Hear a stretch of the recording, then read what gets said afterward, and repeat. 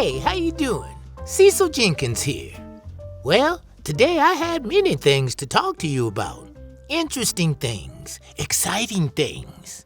As I was planning to tell you all about it, life had other plans for Cecil.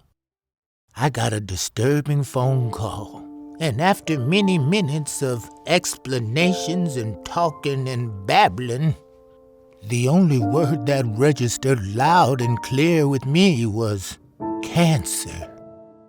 You see, back in the day when you heard the word cancer, that was your well, let's just say chances were you weren't going to make it. A very surreal moment for Cecil. My heart sank to the floor. I was paralyzed. Sadness and depression overtook me. All I could think about were the people I cared about and loved, and my life coming to an end. Then, the next thing I knew, I was surrounded by a medical team of cancer doctors. They explained to me that my cancer was curable. Oh, my goodness! I was then filled with the hope of living again. And the journey of my survival began. It was the hardest journey of my life, so far. At first, and for many days, I did not share my diagnosis with anybody. It was still taking me some time to process what was happening to me. My cancer was located on the back of my tongue. They called it Squamous cell carcinoma. It was diagnosed between stages 2 and 3. I was told that surgery would not be necessary. However, the regimen of radiation and chemotherapy would be needed to eradicate this squamous cell carcinoma from my body.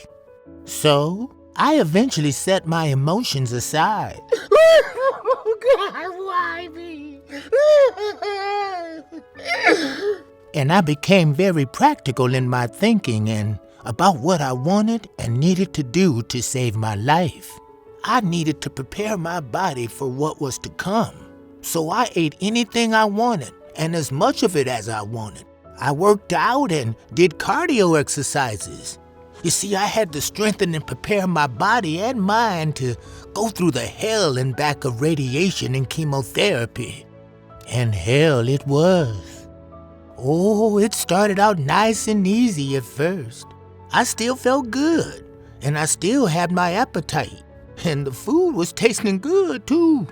And at this point, they also wanted to install a feeding tube in my stomach for when I couldn't eat anymore. Ooh, never saw that coming. And here was my prescribed regimen.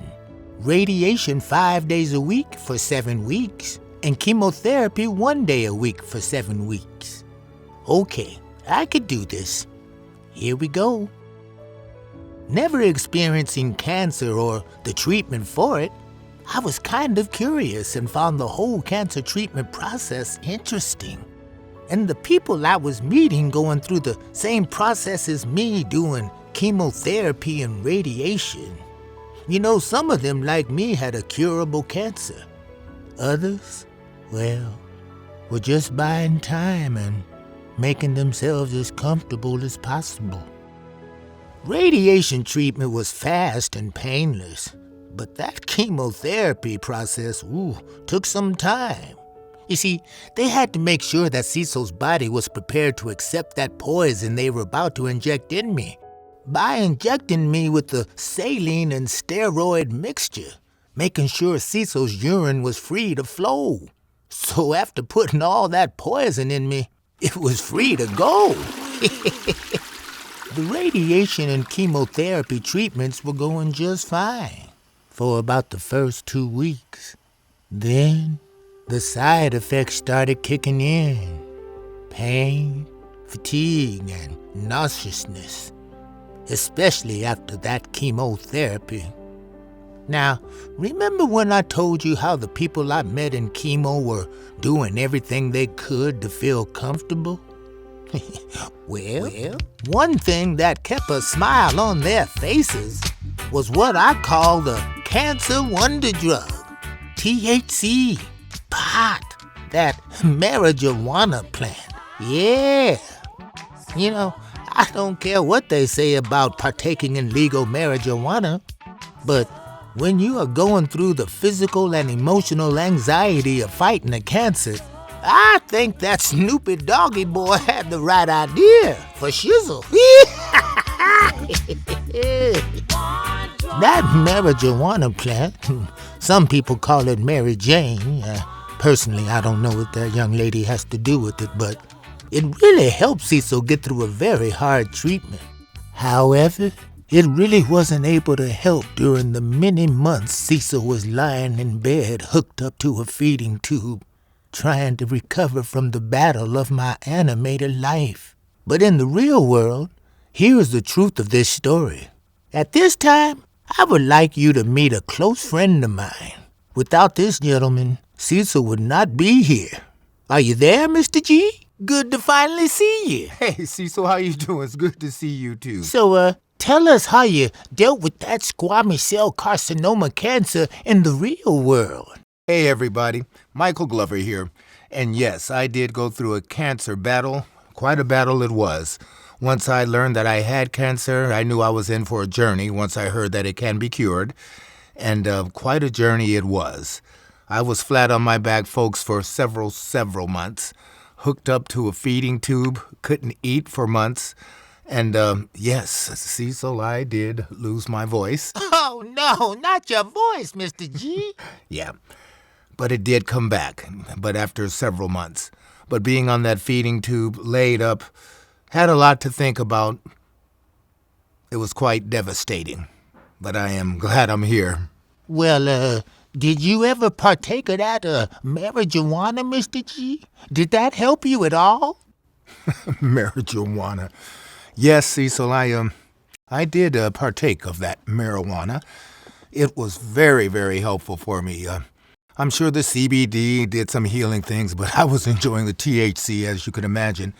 Laying up in the bed for months was very calming, helped me deal with a lot of things, as you could imagine, and I have a pretty addictive personality anyway, and so I was enjoying it. Other than just being high, do you think it helped you, Mr. G? Yes, Cecil, it was very helpful. Helped with my appetite, helped with my mood.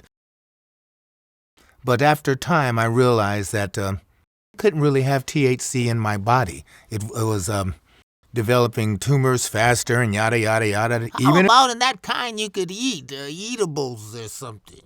Even in the edible form, I could not have THC. However, I was still enjoying it. It was really helping me get through it. But I had to stop after a while, and I did. And until I got an interesting phone call. A phone call, Mr. G? Oh, yes, the phone call. Mr. Glover? Yes. My name is Dr. Brene, and I'm calling from your pulmonary medical office to inform you that on your last CT scan, we found a small nodule at the bottom of your left lung.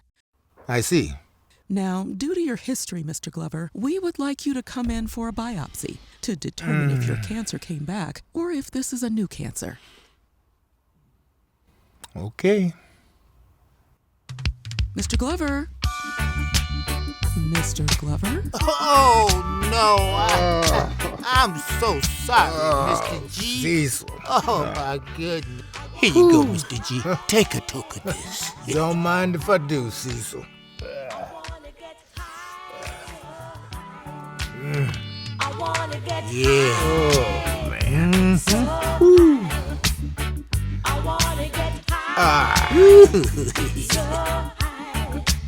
Cecil, why did we gotta... Oh, I'm so sorry, Mr. G. What are we gonna do? Oh, is my cancer coming back? Oh. Am I dying? Will I ever get a bowl of Captain Crunch again? Hey, the storm is gone and the sun is out, meaning there's a new day, and that always brings changes. The positive change for today, that biopsy came back negative, folks. I am cancer-free. Woo! Scary situation. What it was with the cancer on the back of my tongue and the healing and stuff, it's been hard to eat and swallow. So what I did was aspirate just a little bit of food. That was the nodule on my lung. Ooh, little antibiotic, all gone, and I'm doing great. You know, folks, it was a long road to recovery. I laid up in this bed here for months trying to get better, and actually did get better. You see, my throat is a lot better and cleared up here, but look how it looked after the treatment. Yeah, whew, it was like that for months. Burned up on the outside and burned up on the inside. I couldn't eat, I couldn't talk, and the only one taking care of me was this precious lady right here. That's my wife, Vicky, and I'm a very lucky man that I have had her in my life at this crucial, scary time. Smoking the pot, you know, it really, really helped. I can't even tell you guys how helpful that was. Joss Stone, singer, soul, blue-eyed soul, sings very well. She went through a cancer battle, and she was on television, and she came up with after her lost her hair and everything, and she said, "God bless marijuana." Isn't that the truth? I hear you, Joss. You know, life now is going to be lived differently. After going through something like this, you look at it totally, totally differently. And I'm going to take it easy, stress-free. Toxic situations, toxic people. No, I need to have peace in my life. We all do. It's a short ride from here, folks. Enjoy it. Get on with this thing called life. Take care of you and yours and the people you love. And that's what's really important. To those of you who didn't know what I've gone through, yeah, it was hard, you know, to even tell anybody trying to figure out what was happening. I told a few people, but I love you all. And anyone who wants to reach out or talk to me about anything, feel free. I'm an open book. And so those of you who didn't know, what do we say, Cecil? And now you know. Now you know. Take care, guys. Ready? 1, 2, 3, dance.